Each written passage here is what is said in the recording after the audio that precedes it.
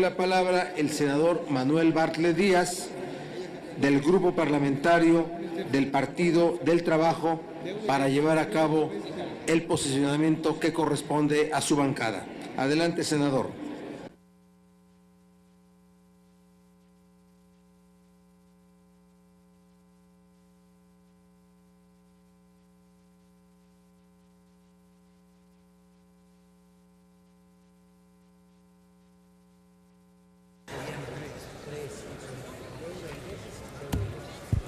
Con su permiso, señor presidente.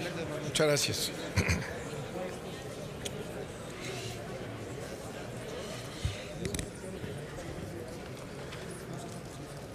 Este dictamen, corregido a la trompa talega el día de ayer, no ofrece ninguna garantía ni seguridad en nada. Y por tanto, deberíamos votar todos en contra,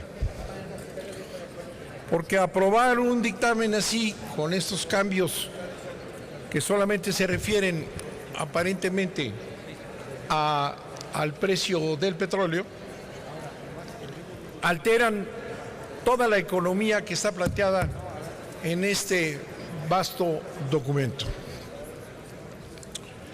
Por tanto, yo pediría que quienes están en contra y han hablado en contra, voten en contra, porque en algunas ocasiones nos encontramos que hay planteamientos en contra y votos a favor. Sería gravísimo, gravísimo que se apruebe esta ficción absoluta de la economía nacional, y significaría que el Senado de la República carece de espíritu crítico, de capacidad de análisis.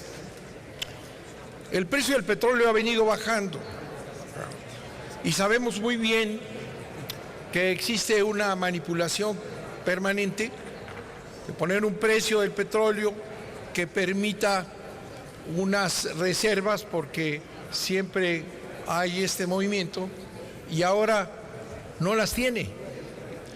Y la bajada que se dio ayer en esa reunión de las Comisiones Unidas debió de haber llevado a una suspensión de la presentación del dictamen, porque ninguna cifra es válida.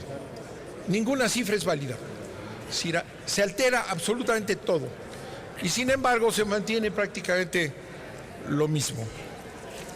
Don Manuel, permítame, por favor. Sí, señor. Le vuelvo a rogar a las y los senadores, pongamos atención a la intervención que está en curso.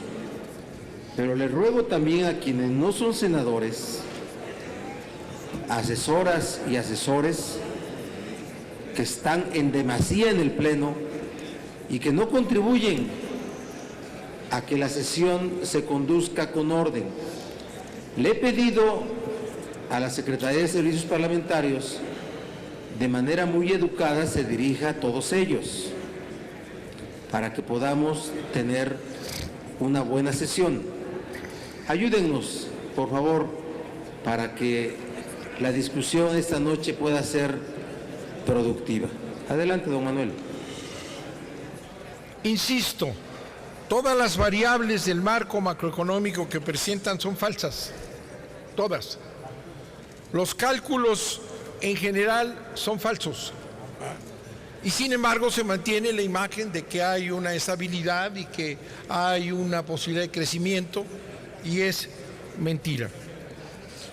Se trata también de una iniciativa desde su origen que ya en sí trae problemas graves.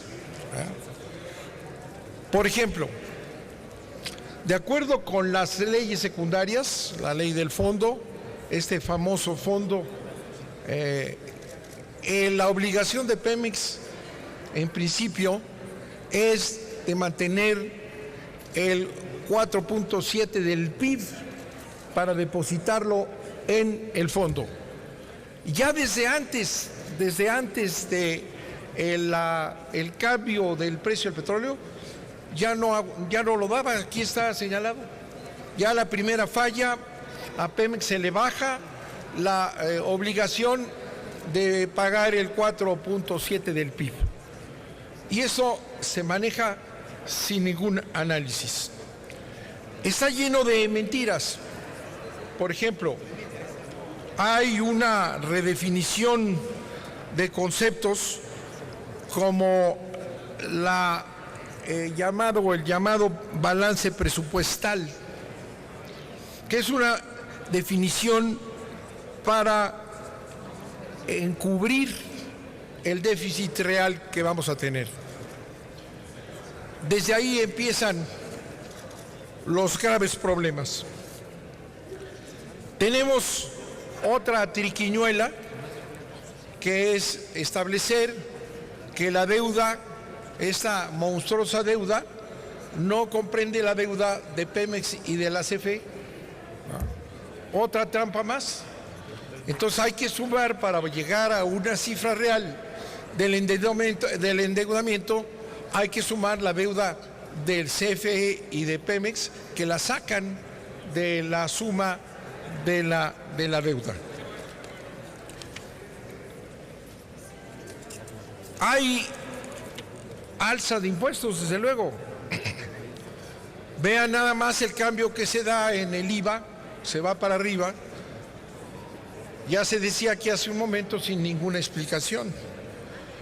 Y otra alza de impuestos son los del IEPS. En el IEPS aparece un crecimiento enorme que no está justificado más que por lo que están preparando, que son los nuevos gasolinazos.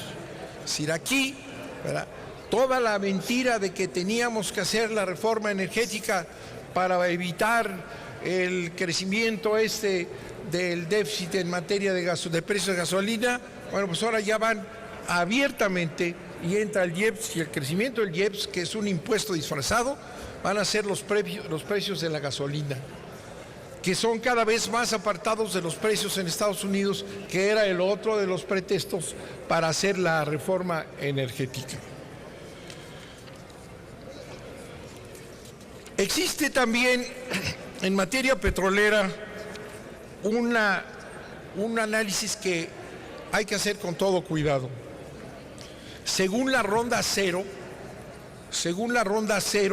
recordarán ustedes, se le asigna a Pemex en documentos oficiales y en planteamientos oficiales, se le asigna a Pemex la cantidad del 83% de las reservas para, estableciéndose oficialmente, que pueda mantener la producción del 2.5 millones de barriles diarios durante 20 años.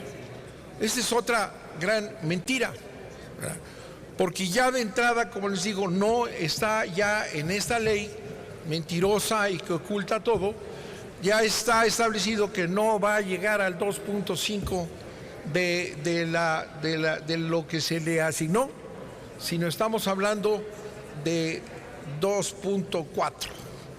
Ya ahí tenemos una baja en la producción del petróleo, una baja de 100,000 barriles diarios, ¿verdad?, que son y van a ser cerca de 200,000 barriles diarios de la caída en la producción.